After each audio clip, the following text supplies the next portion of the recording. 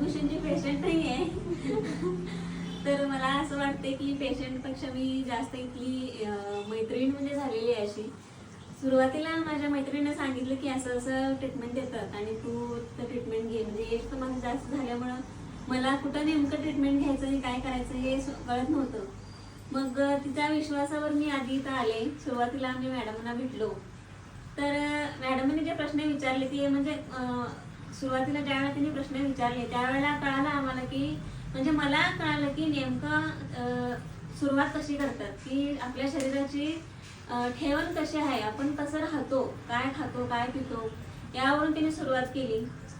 त्याच्यानंतर सुरुवातीला आईवाई करायचं असं म्हणून त्यांनी हे करत होते, पण मिस्टरांचं थोडंसं जॉबसाठी किंवा यासाठी म्हणून आम्ही हे ट्रीटमेंट घ्यायचं म्हणून सुरुवात केली.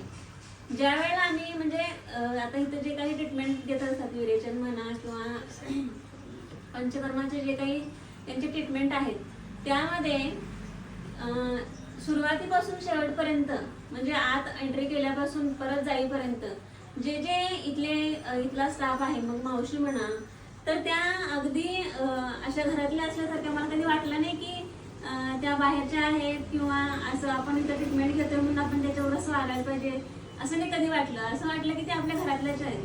आणि म्हणायचं झालं तर अगदी लहान बहिणीसारखी, मैत्रिणीसारखी ती अगदी हसत खेळत असते. कोणाशी काही तिचं एवढं हे नसते आणि सगळ्यांना समजावून सांगत आपली सगळ्यांना म्हणजे तिला सगळं माहित आहे हॉस्पिटलमध्ये, अशी ती असते.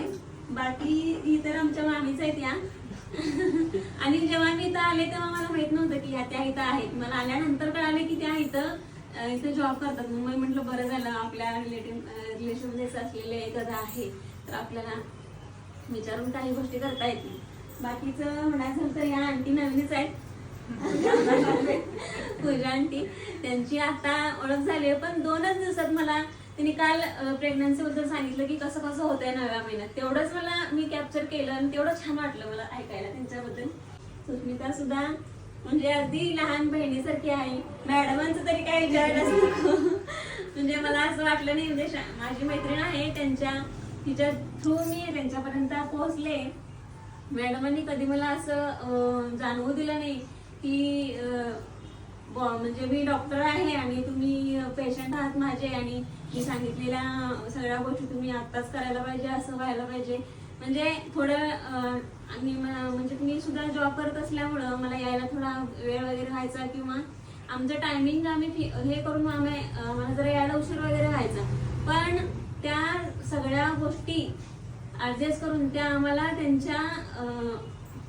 त्यांच्या ढाच्यामध्ये कसं बसवायचं आम्हा दोघांना हे बसवून त्यांनी ट्रीटमेंट सुरू केली. म्हणजे शरीर पण आपलं साथ द्यायला पाहिजे, पुढं सगळ्या गोष्टी पण व्यवस्थित व्हायला पाहिजेत. पण तरी सुद्धा आम्हाला जसं सोसेल तसं त्यांनी आमच्याकडून आमच्या ज्या काही शरीरावर क्रिया करायच्या असतात त्या करून आतापर्यंतची जर्नी सगळी व्यवस्थित हे केली. आणि ज्या वेळेला मला कळालं की मी प्रेग्नंट आहे ते मला खरोखर वाटतच नव्हतं की हे खरं झालंय असं.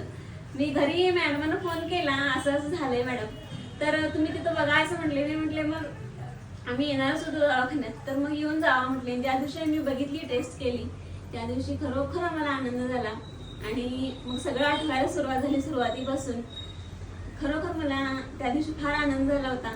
पण त्याच्यानंतर जेवणं खाणं या सगळ्या गोष्टींचा प्रेग्नन्सीमध्ये होतोच तसा त्रास, पण जर्नी एकदम ह्या सगळ्यांच्यामुळं, ह्या सगळ्या आयुभूषणमुळं माझी जर्नी खूप छान झाली प्रेग्नन्सीची. त्यामुळे मी सगळ्यांना मनापासून धन्यवाद देते.